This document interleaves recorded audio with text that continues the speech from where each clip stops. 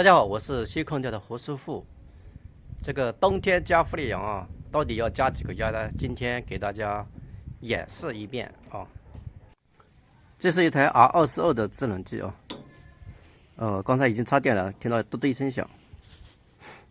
看一下到底要加几个压。今天温度在3度左右，室外温度3度左右。启动了。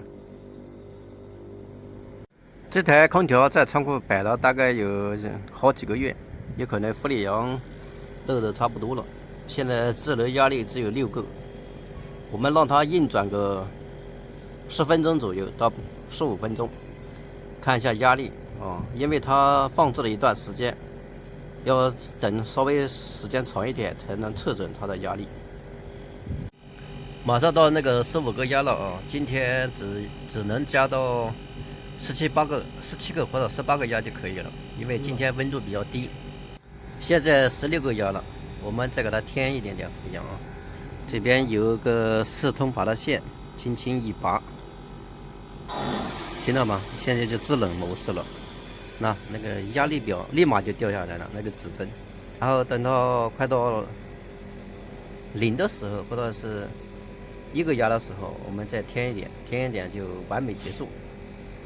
现在这个是制冷模式我把这个四通阀的线拔掉了，那现在就马上快到0了。现在我们可以加氟利昂了把这个氟利昂打开，不要打开就呼呼的紧了。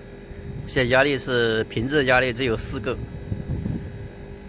已经在加氟利昂了，加个大概3分钟左右就可以了。